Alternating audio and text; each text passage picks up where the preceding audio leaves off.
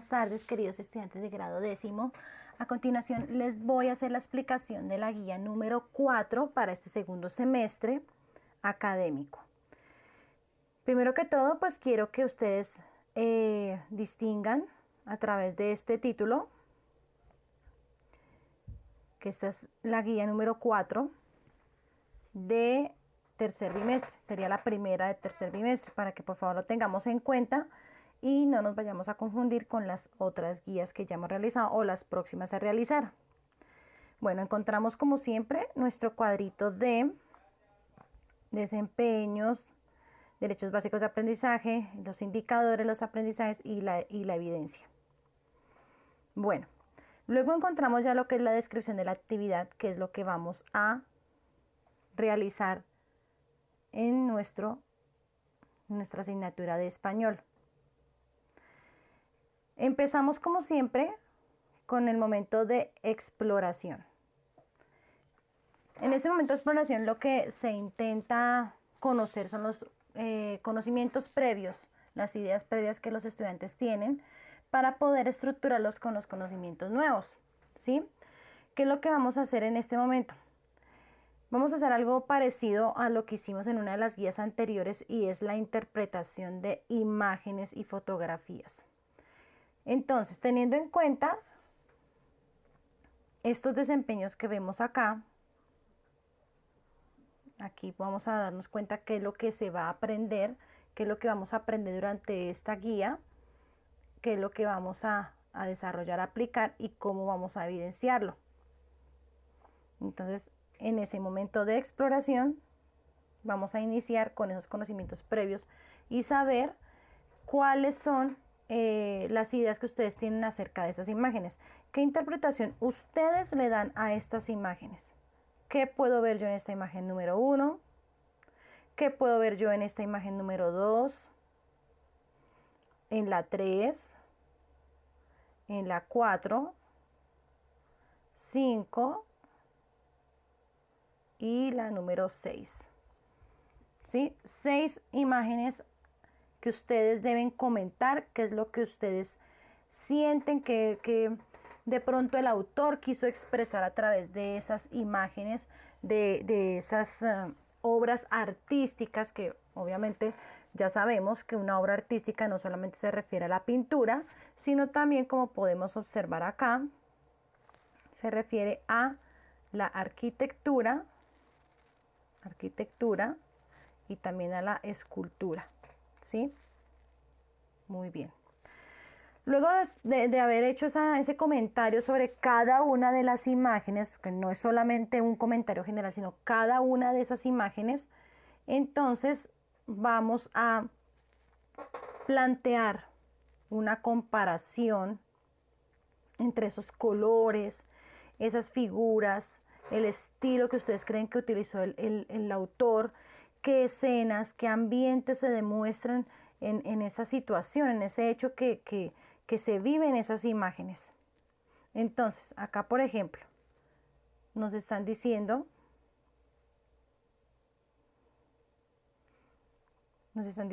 que realicemos esa comparación, ¿no? Un cuadro comparativo. Entonces, ¿cómo puedo hacer yo ese cuadro comparativo? Como son 6 imágenes, puedo hacer un cuadro de doble entrada más o menos de esta manera. Voy a aprovechar el lapicito para explicarles así. Puedo hacerlo de esta manera, como ya lo hemos hecho otras veces. Entonces yo puedo colocar las figuras, el estilo, pues ustedes escriben la palabra completa, ¿no? Porque aquí es que no me cabe.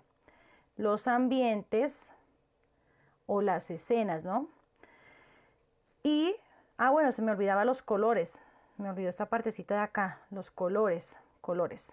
Entonces aquí ponemos imagen número 1, imagen número 2, 3 y bueno, así sucesivamente. Ese cuadrito de doble entrada es lo que llamamos también cuadro comparativo, ¿sí? Que a través de los diferentes aspectos me ayuda a notar una comparación general entre varios elementos. ¿Listo? Eso es mi momento de exploración. Que no se nos vaya a olvidar. Bueno, listo. Después de haber hecho esa parte, entonces yo cuando esté leyendo sus trabajos inéditos propios y sin plagio, yo me voy a dar cuenta qué es lo que cada uno conoce acerca de estas imágenes y la manera en la que interpreta e inclusive la manera en la que argumenta esas imágenes y me explica el por qué, ¿sí? Entonces que, por ejemplo, en la imagen número 2 yo puedo ver a un hombre, ¿sí?, que está solitario frente a el mar y bueno, pues eso ya depende de lo que cada uno interprete, ¿no? Y demuestra, por ejemplo, la soledad, ¿sí? Como que mira hacia un horizonte, aquí están las olas y las olas están mostrando como ese salvajismo. Bueno, todas esas cositas las van a hablar ustedes, ¿no? No se van a copiar de la profesora. Listo, ahora seguimos con el momento de estructuración, que es el momento en el que vamos a observar esos conocimientos nuevos, los conocimientos que vamos a aprender, ¿sí? Los que yo usualmente les explico a ustedes en una clase presencial, una clase como la que siempre veníamos haciendo. Entonces, mi momento de estructuración. Vamos a bajar un poquito más porque es que acá el título no me deja mostrar. Este momento de estructuración lo vamos a desarrollar a través de 3 punticos, ¿sí? Y nuestro puntico de plan lector. Por favor, ese puntico de plan lector no puede faltar. El punto de plan lector es como quien dice la parte práctica. Esta es la parte práctica de mi momento de estructuración. Es la aplicación de lo que yo aprendo acá. Si ustedes no hacen lo de plan lector, ¿yo cómo me voy a dar? Yo como docente, ¿cómo me voy a dar cuenta de lo que ustedes aprendieron? ¿Ven? Listo. ¿Qué podemos observar en ese momento de estructuración? ¿Qué es lo que hay que hacer? Así como siempre me dicen, profe, ¿qué hay que hacer? Explíqueme, por favor, profe. Entonces tenemos, primer punto, tenemos la lectura. En el primer punto tenemos la lectura de la información anexa a esta sección. Ustedes se han dado cuenta que yo trato de anexarles información para que no tengan necesidad de gastar datos, que no tengan necesidad de gastar internet, porque sé que para muchos es complicada esta parte. Entonces trato por lo general de incluirles esa información en la guía. Entonces vamos a leer esa información que tenemos anexa acá, ¿cierto? Entonces tenemos el barroco, ¿sí?, que es un periodo, una época artística, cultural y literaria, ¿sí? Y aquí vamos a leer lo que es el barroco, a qué se refiere esa ideología barroca, las características, los temas, los géneros, ¿sí? Y a partir de cada género, yo veo unos subgéneros. Entonces del género lírico está la poesía popular, la poesía culta. Así también encontramos de la parte del género narrativo, encontramos la prosa didáctica, la novela picaresca. Bueno, ustedes ahí se van a dar cuenta de esos géneros y esos subgéneros, ¿no? O sea, me refiero al estilo que utilizó el autor para poder expresar una situación, poder expresar sus sentimientos, ¿sí? Poder contar, narrar, poder declamar, poder plasmar, ¿sí? Listo. Luego encontramos otro temita que es el neoclasicismo. El neoclasicismo se define, pues en este caso como estamos en décimo, vamos a verlo solamente enfocado en la España del siglo XVIII. Aquí encontramos más información acerca de ese neoclasicismo, las características, los temas, ¿sí?, los autores y las obras, que eso es importantísimo tenerlo en cuenta porque ellos son el producto de esas situaciones y de todas los movimientos y bueno, las repercusiones que tuvieron muchas situaciones históricas que se vivieron en el momento, ¿sí? Luego encontramos lo que es el romanticismo, que es otro de los movimientos literarios de esa época, romanticismo ya hace parte del siglo, finales del siglo XVIII, comienzos del siglo XIX, la primera mitad del siglo XIX. En España podemos hablar de un prerromanticismo, porque prácticamente España era como, o mejor dicho, se convirtió como en un pueblo subdesarrollado con respecto a los diferentes países, los diferentes reinos en Europa. ¿Por qué razón? Porque ellos eran muy tradicionalistas, ellos eran conservadores de su cultura y muy pocas veces dejaron que esa cultura de afuera entrara a los aposentos españoles, ¿sí? Entonces hay que mirar muy bien esta parte porque se dieron esos otros movimientos y el romanticismo también como por qué razón no se desarrolló al mismo tiempo que el resto de Europa, ¿sí? Entonces vemos las características, las consecuencias de o a partir de qué se generó ese romanticismo, el rechazo del neoclasicismo, ese nuevo lenguaje, los temas románticos como algo muy importante que trataron los escritores en sus obras, el yo, ya no más los demás, no sigo unas reglas, soy libre, vivo mi individualismo al 100% y mi libertad de lo que yo siento y de mis emociones, prácticamente es ese romanticismo. Sí, bueno, y ahí encontramos otras cositas y también están los autores y las obras. ¿Listo? Listo, entonces acá muy bien lo dice. Dice información anexa, para que ustedes por favor lo tengan igual, información anexa para el momento de estructuración y puse acá un cuadro también de doble entrada que pueden utilizar como modelo para poder diferenciar cada una de esos movimientos literarios, artísticos y literarios. ¿Listo? Eso es con respecto a este primer puntico. ¿Listo? Eso es. Ahora, vamos a mirar el segundo punto, que ahí sí ya les corresponde que ustedes hagan un esfuercito y logren consultar acerca de las corrientes del barroco, que son, bueno, específicamente son dos, pero quiero que también hagamos énfasis en lo que es el misticismo y el ascetismo, porque pues también se dio a finales de ese barroco y partió de como por decirlo así, como siendo una secuela de ese barroco y especialmente se vio en la Latinoamérica de ese entonces, en Latinoamérica colonial, inclusive parte de la emancipación también tiene algunos vestigios de ese barroco. Entonces aquí podemos observar que me están preguntando esas cuatro corrientes: conceptismo, culteranismo, misticismo y ascetismo, para que por favor no se nos olvide consultar muy bien. Yo veré la creatividad que tienen para esta consulta.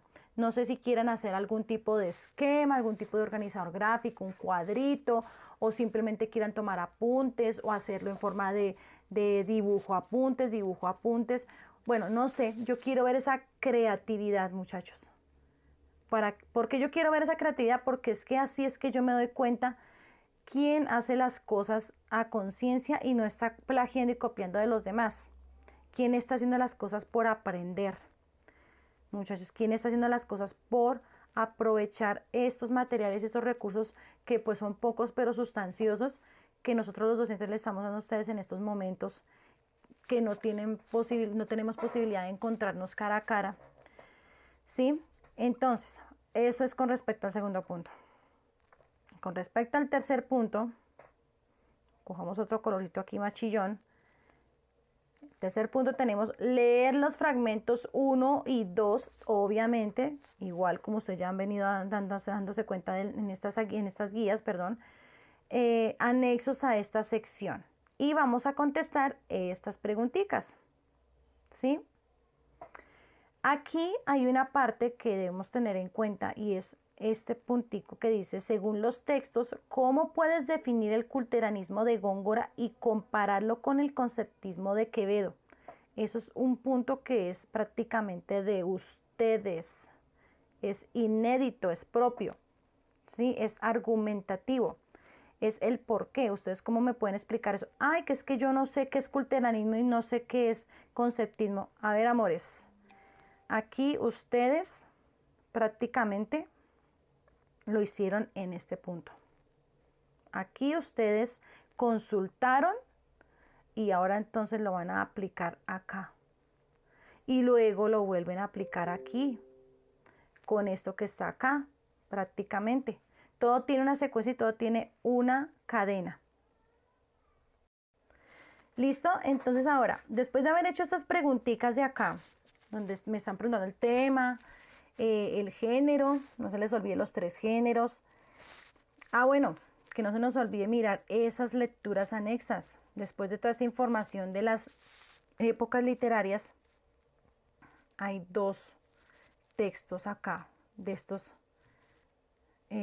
señores súper importantes, de estos escritores, que la verdad nos aportaron mucho a la literatura. Entonces tenemos acá a Francisco de Quevedo, que aquí lo tenemos, y tenemos a nuestro señor Luis de Góngora, acá. Estos son fragmentos de obras, ¿sí? Góngora un poco más exuberante y Quevedo un poco más triste, desolado, apagado. Es una de las tantas características que tienen estos 2 eminentes literarios. Entonces, para que por favor leamos, muchachos, estas 2 lecturas, hagamos lectura muy a conciencia de estos escritos para poder hacer nuestro puntico de estructuración, el número 3, que aquí está. ¿Listo? Muy bien. Teniendo en cuenta esta consulta, ¿no? Teniendo en cuenta esta consultica de acá. ¿Listo, mis amores? Ahora, no olvidar lo que es el plan lector. Importante. Vamos a aplicar nuestra creatividad en ese plan lector. Como no solamente estaba Góngora y Quevedo en esa época, sino que también había un escritor muy importante llamado Pedro Calderón de la Barca, con su obra La vida es sueño, que es muy buena, a pesar de su complejo lenguaje y de sus palabras de pronto que muchas veces no conocemos. La historia prácticamente nos muestra una situación muy filosófica que espero que hagan comentarios sobre esta obra en esta parte de plan lector. Dice, inicia la lectura de la obra literaria La vida es sueño de Pedro Calderón de la Barca. En el cuadro de plan lector, por favor, no me mezclen las cosas. Realiza un acróstico. Les estoy dejando algo muy fácil. No se les olvide que un acróstico es, por ejemplo, bueno, como dice ahí, ¿no? Con una palabra que pueda definir cómo te pareció la primera y la segunda jornada o el primer y el segundo acto de esa obra dramática, porque no es narrativa ni lírica, sino es dramática. ¿Cómo les pareció a ustedes? ¿Sí? Pero no me digan, sí, me pareció bien. Está chévere, como me dicen unos, chévere. Entonces, no, muchachos, no me escriban como niños pequeños. Escriban cosas según su grado de complejidad. Me pareció una obra excelente por su vocabulario, su lenguaje, los personajes demuestran las situaciones claras del hombre, las situaciones reales. Bueno, yo veré con ese acróstico que muy originalmente va a ser de ustedes y vamos a ver esa creatividad, ¿sí? No se les olvide que el acróstico es, por ejemplo, como ya les estaba diciendo, una palabra, digamos que quiero hablar sobre el morir, la muerte. Bueno, no sé cómo podríamos, digamos que la muerte. Pero no es esa muerte física, ¿no? Según la lectura podría ser otro tipo de muerte. Pero no les voy a decir porque yo quiero que ustedes me descubran eso. Entonces, ¿qué puedo decir con la M? No me van a colocar muerte y ya. No. Me hacen el favor y me colocan frases, frasecitas, frases que sean acordes a su grado de complejidad. ¿Sí? No me va... Con R, rosa. Bueno, ¿y qué pasó? ¿Cómo así que Rosa? ¿Y Rosa cuál? ¿Quién es Rosa o Rosa de dónde? ¿Sí? Entonces colóqueme, por favor, frases que tengan un grado de complejidad según el pensamiento de usted. No, que con la U, uvas. No, muchachos, por favor, tengamos cuidado con eso porque ustedes ya son de décimo. Bueno, muchachos, listo. Ya vimos la parte de estructuración. Listo, vemos una guía supremamente larga, pero ustedes se pueden dar cuenta que la guía no es sino información, solo información. Listo, pasamos a mi momento de ejecución, que a mí me gusta bastante porque tiene mucho de plan lector. Miren, si ustedes no me hacen lo de plan lector, prácticamente de qué vale que el resto de la guía se saquen un 4 o 5 o una valoración en alto, si no me hacen lo de plan lector. Entonces ahí lo de plan lector estaría en 1. Entonces ese 4 o 5, ¿para dónde se va? Se va para abajo. ¿Ven? Entonces, ahora miramos este plan lector. Termina la lectura de la tercera jornada o tercer acto de la obra La vida es sueño y consulta el análisis de El ingenioso hidalgo Don Quijote de la Mancha de Miguel de Cervantes y realiza un cuadro comparativo entre las dos obras teniendo en cuenta los aspectos que se encuentran en el cuadro anexo. Aquí ya se los puse. El cuadro anexo a esta sección. ¿Sí? Entonces, como ustedes ya hacen lectura de La vida es sueño, ya a ustedes les queda solamente es consultar, hacemos un esfuercito para consultar esos daticos, ¿sí? Consultar, bueno, sobre estas dos obras. Entonces, el autor y la fecha, el autor por lo menos ya lo sabemos, lo de La vida es sueño. Las partes también porque ya lo hemos mirado que son 3 actos o 3 jornadas, ¿sí? La temática general también lo sabemos porque ya hicimos lectura. El género y el subgénero prácticamente se los acabé de decir, ¿sí? Se los dije anteriormente, no lo voy a volver a repetir porque yo quiero saber quiénes son esos muchachos pilosos que están pendientes del video. Los personajes también lo sabemos porque ya también hicimos lectura. Y época a la que pertenece, esa sería de pronto como, de pronto ustedes lo podrían hacer sin necesidad de consultar, teniendo en cuenta las características de la obra de La vida es sueño de Calderón de la Barca, o teniendo en cuenta el hecho de que ese autor pertenece a uno a una de las épocas, movimientos que ya en la información anterior anexa está. Entonces ahí nos vamos a dar cuenta cuál es esa época. Ahí de pronto tendrían que averiguar especialmente de esta obra del ingenioso hidalgo Don Quijote de la Mancha. Por favor, muchachos, eminente obra. Es importantísimo que ustedes por lo menos sepan los datos de esa obra. A mí me hubiera gustado mucho haber tenido la experiencia de la lectura de esa obra con ustedes porque pues en el salón tenemos el material. No sé si ustedes recuerdan que yo les comenté que íbamos a iniciar esa lectura más o menos en el segundo bimestre y la íbamos a ir terminando después de vacaciones. O sea, estamos más o menos como por el momento, como por la época en la que íbamos a trabajarla. Entonces, por favor, meterle mucho el hombro a esa parte. Bueno, y seguimos con la segunda parte de plan lector. Entonces dice consulta, ahí también vamos a hacer un poquito el esfuerzo. Consulta una fábula representativa de Tomás de Iriarte. No sé si ustedes recuerdan esas fábulas que nos contaban cuando estábamos en primaria, las profes de primaria. Esas fabulitas así bonitas que de pronto por ahí recordamos, y no les voy a decir porque eso entonces me acabaría la consulta ahí. Y transcriben un párrafo que les haya llamado la atención, ¿sí? De ese párrafo, bueno, ustedes escribieron ahí el párrafo, digamos que este es mi párrafo, ¿sí? De ese párrafo ustedes van a mirar cuáles son los elementos retóricos o figuras literarias, ¿sí? Entonces, pues ustedes ya conocen o ya más o menos pues han escuchado que la metáfora, ¿cierto? ¿Sí? La metáfora, el símil, la hipérbole. Ay, vamos a correr un poquito para acá para tener espacio. La hipérbole.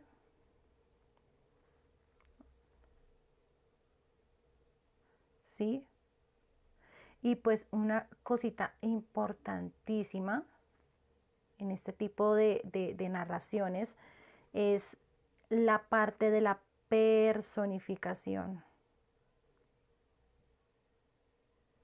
Entonces ustedes lo que tienen que hacer es prácticamente hacer la consulta, y de hecho hay muchas más figuras literarias, hay más o menos unas 50, creo que más, pero ustedes pues pueden hacer uso, digamos, de las que yo les dije, de las que yo les acabé de decir, las consultan y miran según lo que es una metáfora, lo que es una hipérbole, lo que es un símil, lo que es la personificación. Ustedes miran en ese párrafo dónde están esos elementos retóricos, ¿sí? ¿Dónde fue que el autor los colocó? No tiene que ser, no es necesario que estén las 4 que yo les acabé de decir, pueden haber otras, puede haber una antítesis, ¿sí? Puede haber una, digamos, onomatopeya. Bueno, pueden haber diferentes figuras retóricas en ese párrafo que ustedes escogieron. Puede que solamente haya personificación, pero yo lo que necesito es que ustedes me expliquen, que me demuestren que por qué hay una figura retórica, ¿sí? Que por qué está esa figura literaria del símil ahí. Me la explican. Bueno, listo. Ahora, por otro lado, tenemos el momento de transferencia, que también hace parte de plan lector. Yo soy cansona con ese plan lector, pero es que es de la única forma que yo puedo observar cómo aplican ustedes los conocimientos. El poema de plan lector es acerca de un autor que me fascina, que se llama Gustavo Adolfo Bécquer, ¿sí?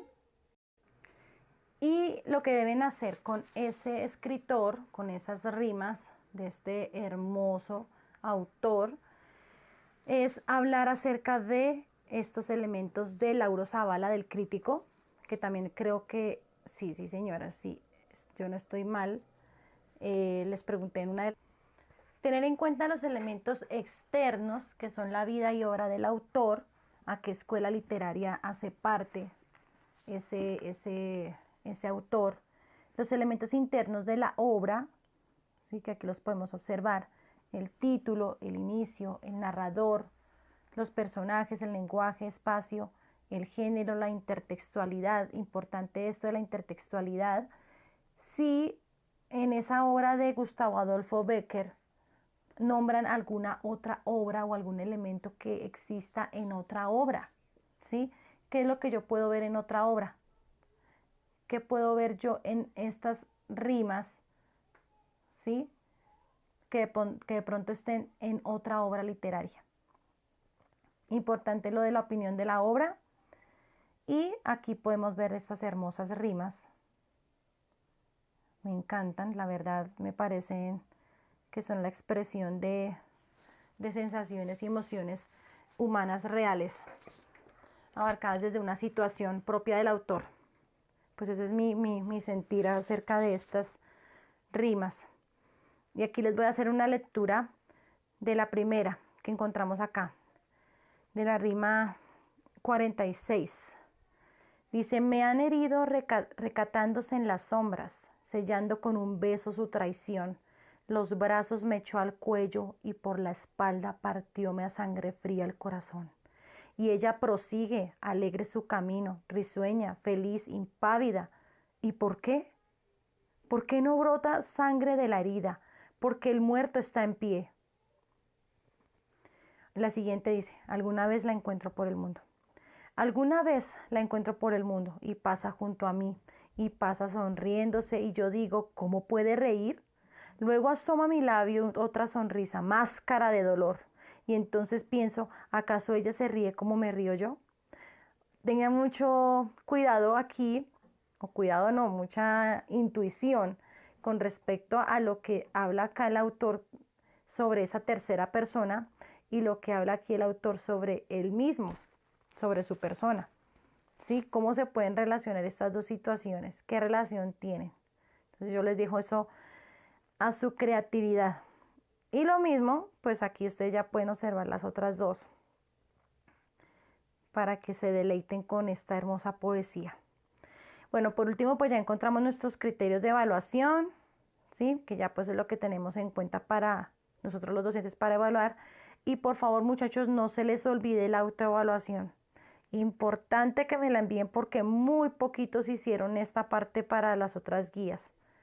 Entonces, que sea algo fundamental. Y dentro de la guía me la pueden enviar, no me la guíen, perdón, no me la envíen aparte. ¿Listo, chicos? Entonces, espero que haya sido fundamental esta explicación para que pues puedan hacer su guía número 4. No duden en preguntarme, no se queden calladitos, pregunten, hablen, porque muchas veces nos quedamos callados y hacemos las cosas a medio hacer, las hacemos mal o nos equivocamos, inclusive hasta han repetido guías, imagínense. Entonces, por favor, muchachos, ojo con esas cosas. ¿Listo? Los dejo por ahora. Espero que sea de gran éxito la de realización de esta guía y la espero muy puntual la próxima semana. Que pasen una feliz tarde. Los quiero mucho. Chao.